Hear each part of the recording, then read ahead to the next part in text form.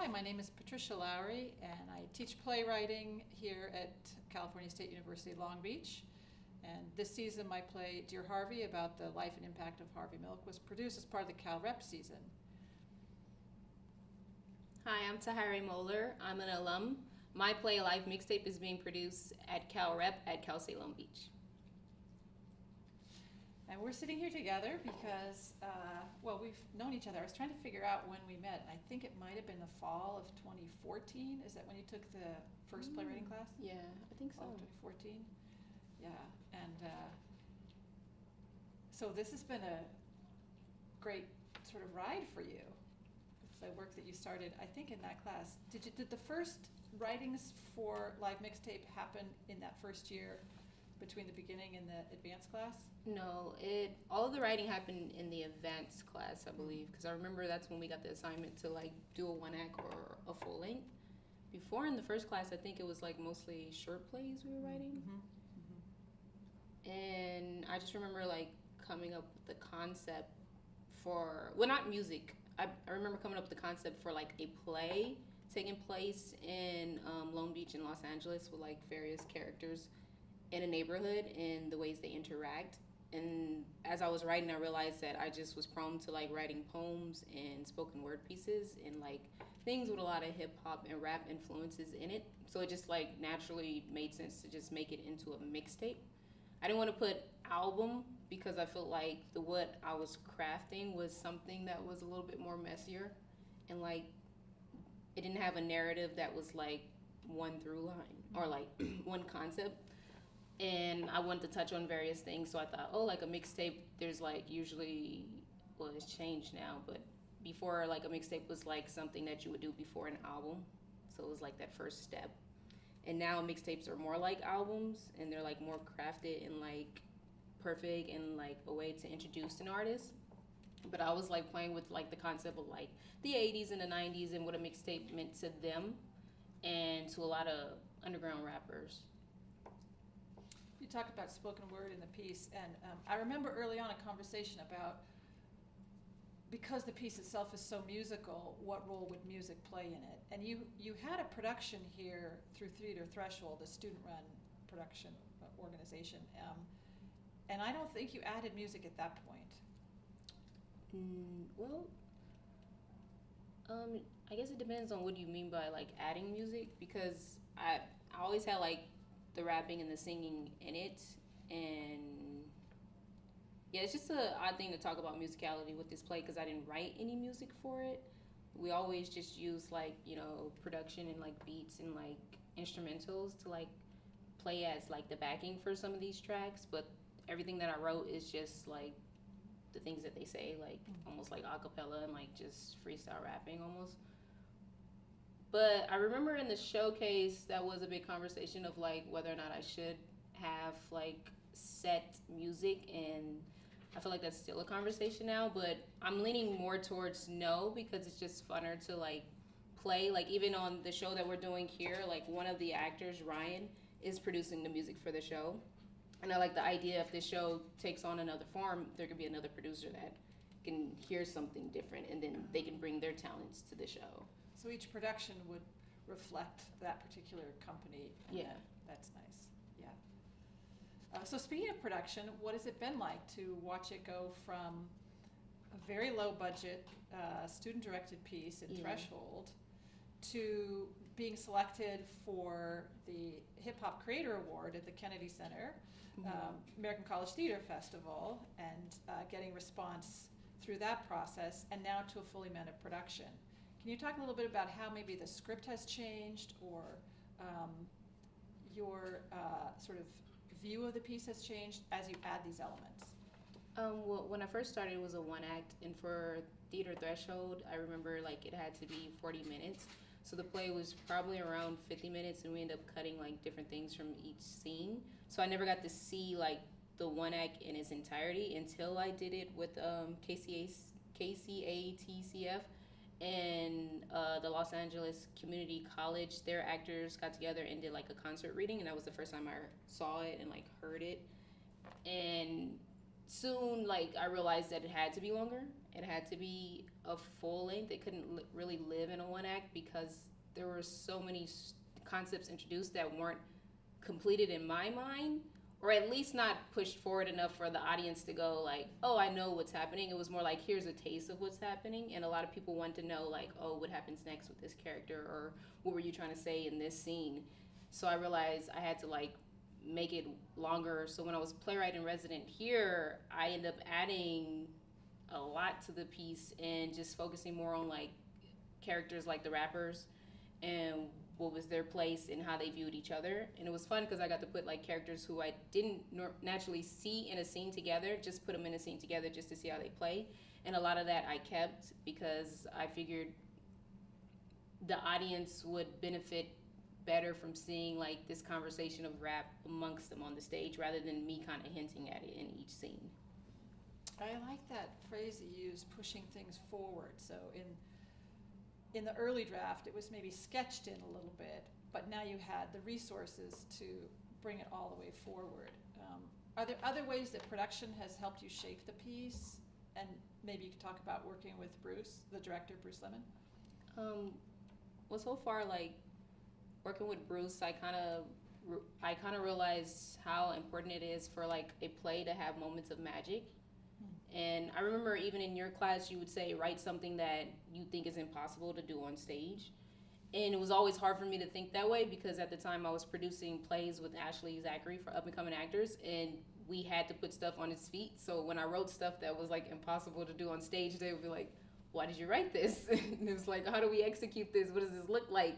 So I got used to like writing within like specific like range to make sure like I can actually do this myself. Sure. Because I don't want to write something and then know I now have to like do it. I wouldn't know how to articulate it. And being able to like produce here with Bruce and him saying like, oh no, this is just like a moment of magic. We're gonna have this burst here, and like you wrote this, so let's just do this here. And I'm like, oh yeah, like I could think of this play in like a very theatrical way, and it's okay. And it's okay to write something larger. I don't really have to like make sure everything is articulated in a perfectly clear, succinct way, so whoever's like producing it can be like, okay, this is easy, I can do this, you know. Like me giving myself permission to do something larger is something I learned from Bruce a lot. And it was funny because I remember like having a conversation with him, and he was discussing the play, and to myself I was just thinking how like I feel like almost most Black women in general, we tend to get so used to having to do things practical, in a sense that we don't always get the opportunity to execute things that we see. We don't usually have the access. So when we're given the access, sometimes we're stuck in like the practicality, and we don't allow ourselves to like be free in that space, because it almost feels like if I am free here, you might take it away. So let me make sure I do something like practical. And seeing Bruce as a Black man and like being around the community more outside of like what it is I'm doing on my small scale, I realized like, oh yeah, we can give ourselves permission to like go bigger and just be fine with it, because like the art should be able to speak for itself, and you're in the room already, so like relax. So it sounds like production has brought other artists into a heavy collaboration with not only shaping the script, but your role as the writer and allowing other people to carry part of that load of creating it. Yeah. Can you talk a little bit about up-and-coming actors and the kind of work that you do? We were talking earlier, and you talked about how you were wearing several hats, but collaboratively, Mm-hmm. you all were responsible for all the aspects. Yeah. Well, when we first started Up and Coming Actors, it was an idea that Ashley Zachary had and was like ready to execute. And she brought me along just to help write things, because she had a relationship with the Multicultural Center on campus. And they had ideas for like each month having a play dedicated to like that heritage or like that culture. And I remember her asking me, and I just said yes, because one, I did like the concept of like actors being able to like be in the stuff that they write, and writing something specific for actors was really fun for me, because we would have opportunities where we would cast something. Sometimes we would cast something before having something written, and then now I get to write for them. But then there was like a specific story I had to tell, so it was like fun to like, it was almost like getting a prompt and then writing from that prompt. So it was fun to like meet that challenge. From that, it grew into the nonprofit that it is now, which is, its main dedication is to allow actors to get hands-on experience while like being able to do the work while learning the work. And I feel like that's something that I haven't seen before. And it's a great way to like help progress theater because it, like I said before, it gives access to people who didn't have it before or didn't think that they could have it. Like putting them in a room and saying, okay, now we're going to create and produce this thing. And having Ashley at the forefront to help shape everything and make sure everything moves forward. It's a really fun process, and it's fun to like learn from each other. Even those who are new at the process, it's still fun to like be able to see how they see the work and take things from them and like implement it into my own writing. Yeah, I think your work together started when you were students still. Yeah. You wrote several plays for the Multicultural Center. Yeah. But then it continues now. Yeah. So you sort of bridged that transition. Mm-hmm. Sometimes it's hard leaving school to figure out how can I connect. Yeah. But I watched that you and Ashley just grabbed the agency and just went with it Mm-hmm. and said we'll make our own theater. Yeah. And so, but you also have a writing partner, April Brewster, who I think was also in the class. Yeah. Can you talk a little bit about your own writing process and how it works when you're writing with someone else, as compared to a piece that's entirely your own creation? Well, I do a lot more writing when I'm writing with myself, like the actual physical typing, because me and April, we kind of have like a set rules of like how we write together. She does all the typing, I do all the talking. It's easier that way because if I'm typing, I feel like it's harder for us to actually have a conversation because I'm so focused on like, how do I format this right, and let me make sure I do this right. I'm not able to like receive and then type really fast, and she's really good at like having a dialogue and then taking something from that dialogue and say, okay, let's try to push this narrative, and then we go back and forth with like how the characters work. When I'm writing by myself, it's very rarely that I'm sitting down in one setting writing a lot. Usually I write a lot of notes in all places, and I just gather everything together, and then I make it make sense when I transfer it. And when I'm with April, we usually just sit down and we just write. So we can like spend 4 to 5 hours just writing. Do you handwrite early drafts and Yeah. then type them? Yeah. Mm-hmm. And something I've noticed, I think with writers who haven't written plays before is the expectation. They say, well, I'm not really sure how to start the play. It hasn't been my experience that I ever start the writing process at the beginning of the play. What's your process in terms of, and it's probably different for every show, but how you gather all the pieces and then shape it? Well, for a live mixtape, it was much easier because the narrative isn't a specific structure. It was just these pieces were one-offs. So putting them together, it was kind of just an order that I thought made sense. For other plays like I did, like Tamales, I know, for instance, I wanted it to be like a simple living room play. So when I wrote that one, when it came to like putting together everything that I wrote before, I know it was like finding scenes in which I numbered. So I'll put like scene 1, scene 2, scene 3, and then figuring out how to separate them into acts.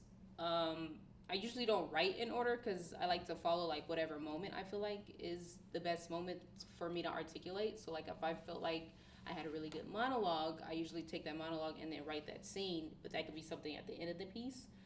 And it's very rarely that it's something that I don't use at all because I found that I'm like sometimes really precious with the work and I want to like put it in there if I wrote it. But now I'm learning like in rewrites, like a lot of the stuff that I was precious about, sometimes it's just like the main things that just not make sense to the story. So I'm learning, when it comes to like writing the first draft, I'm very comfortable and it's like very fun and that's what I'm natural at. When it comes to rewrites, it's like the painful thing for me because it's like, now I gotta cut this, now I gotta make this longer, now I gotta figure out who this character is. And then when people point out plot holes, is like the worst because now I got to do research on something that I wrote, which I'm like, I thought I knew what I was doing and I was paying attention to everything. But yeah, rewrites is just the only thing that I feel like is very difficult for me to do. Whereas like the first draft is the easiest draft. I can do that the quickest and just get that right out the way. And then now going back and like redoing. That's the painful process I feel like for me for writing. Yeah, I love what you said about feeling like you really know what you're doing when you're drafting, and then there's this thing, and what is it? And people say, well, it's this, but it's missing this and this. Mm-hmm. And now where I had been really confident, suddenly I simply don't know. Yeah. Was there any of that when you translated? So moving into the larger theater, a big cast, probably is the show longer now, Mixtape? Yeah, I think so. Yeah, it's way longer than what it was. Even in like the reading that we had here for when I was playwright in residence, it feels longer. But I realized like all of the transitions that happened in this play, because everything, like I said, was like a vignette. So like the transitions now, I'm realizing even now if I decide to rewrite, I could have something happening in each transition that aids the story. And like seeing it in production, like the actors, the designers, and the director, like they're really good at finding moments to help the transition flow. So like there's a moment even in this production where we have two characters kind of meet in the middle and have like this nonverbal dialogue between each other. And that made me want to write a scene there, or at least something small there, because I was like, oh yeah, that moment needs to happen on stage, and I didn't even think about putting it into the play. So I feel like that's the biggest thing that I've learned while seeing it in a larger production is that these transitions are going to have to happen. So me as the writer, I can even help ease that pain of like figuring out how to transition all of these characters on stage. Yeah, I have a similar experience that when there's something that, when I first notice it, the whole, like you said, I don't know what's happening here, but then in the solution of it, it ends up being maybe one of the best moments. Mm-hmm. Because it sort of came later, or I wouldn't have gone looking for it if I didn't have to find something there. Yeah. You mentioned like sort of the structure of Mixtape. Can you talk a little bit about that for our audiences who might have a chance to see this conversation before seeing the show? Okay. So the structure, and also I'm very interested when you write, are you hearing and seeing, or are you simply hearing voices? Or something else? I feel like I'm probably simply hearing voices more so. Sometimes like for like Mixtape, I know like I'll see places more than characters. So like if I do visualize something, it'll be like, oh, this is the bus stop, this is that liquor store, this is this corner store.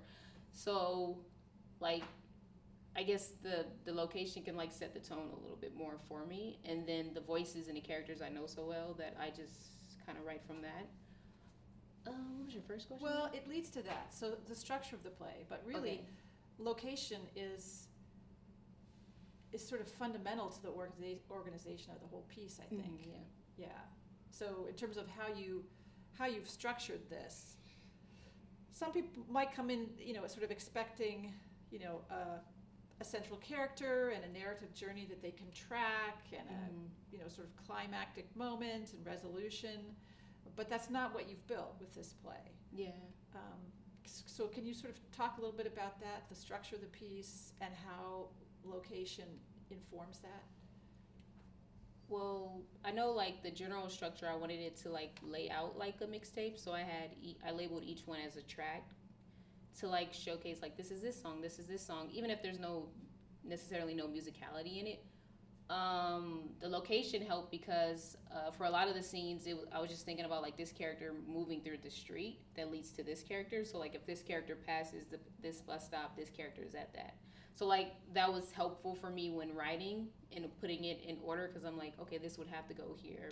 I thought of like using the radio voice just to kind of help close it. If it starts it, it closes it. It was like an easy way to just figure out how to end the play. Whatever started the play, let me just mirror that and end the play that way.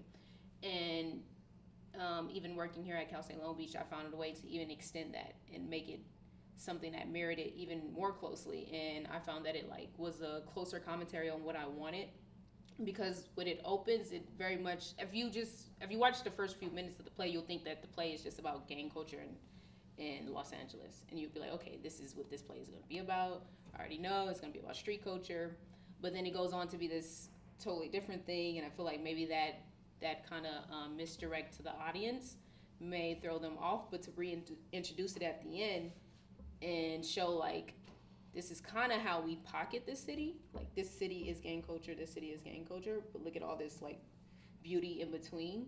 I thought like, okay, that's the easiest way. Let me just mirror it exactly. Because then if the person only saw the first few minutes and the last few minutes, they're going to think this play was something very different than what it actually was. So it's like you kind of have to like go through each track to see the real picture I'm trying to paint. So the journey happens in the audience of a shift in maybe a preconception or a distance they may have had that you would sort of, I think you would talk about this, about inviting the audience into a neighborhood and letting them see it through the lives who live there. Yeah. And you didn't really want to button it. You were happy with it the way that it was. And I'll say this about your writing, and I have spoken with other people. I'm not quite sure how you do it, but you have a huge range of what you write. And every time I read your work, regardless, even if it's unfinished, I feel like I've really been given something, and I feel a sort of a quietness in my nervous system, like, yep. Even there was a piece that you started in the first class that you were in. Remember the boat piece? The girls like who were, there was sort of a metaphor of being on a boat, and then it wasn't a metaphor anymore, and they were sort of drowning. There was magic in that piece.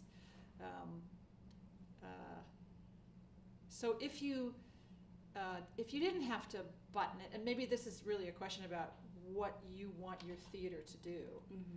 You're bringing people into the room, several hundred a night now, will be for live Mixtape. What is it what's the work that you want to be doing with your audience? Well, I feel like most of the work that I want the audience to do lives in their own perception of like a lot of the characters that I write. I do like the idea of like an urban theater community being seen by everyone, but like even me and my brother Daquan, we kind of like make fun of like this idea of urban, because the label puts the play in a very specific place in which the audience, they come in with their own like preconceived like notions of what they think it's going to be. And like even me and Daquan do it, even if we're a part of this community. Sometimes we'll go in, we'll see the title of the play and we'll see what it's marketed as, and then we'll get a kick up out of like how we tend to use stereotypes. Like I have this theory that like a lot of people of color, they have to work against themselves before they can actually like produce something for themselves.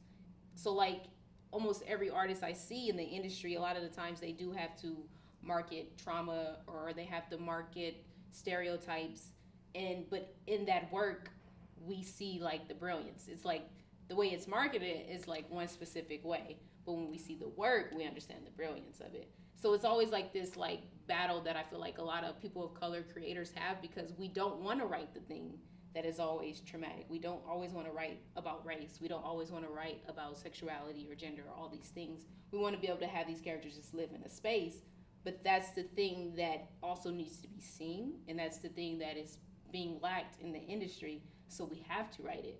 So in a lot of ways, it feels like we're working against ourselves first before we can actually show the work. Because it's like, oh, I just want to be a writer in a room and not see color and not do this. And you hear those conversations, you're like, well, that's not really progressive either. So I don't want to just simply like write trauma, but I don't want to say this like color and all these things don't matter and I should just write a character. You got to live somewhere in the middle of it until you're able to like have the resources or the access to kind of write something that transcends just the marketing of your project.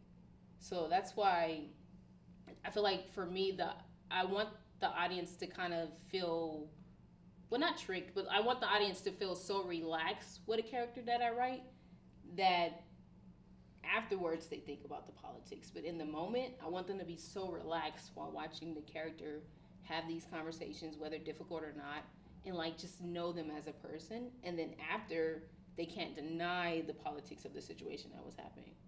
Like they have to take in the character's race. They have to take in the character's age. gender, sexuality. It has to be taken in. It probably was even a large part of the conversation, but because I focused so much on like what they were feeling and their emotions and who they are as a human being, in the moment they were so relaxed and like, okay, yeah. And I feel like that's why I write musicality so much. And when I write things, because I'm like, music is an easy way to kind of get people to like kind of follow your rhythm, and then they dance with the piece. And then at the end they're like, oh, but what was the piece really about? Oh yeah, that happened. Oh, that happened. Oh, that happened. Oh, that was happening too. That's a lot. And then you realize it's a lot and it feels heavy after, but in the piece it's like very light because you're just identifying with like a person on stage. I think that's a great description of the impact that live Mixtape has on me. I mean, even from Threshold, even today, people who saw it will come up in conversation, and I think there are pieces of it that, you know, because you haven't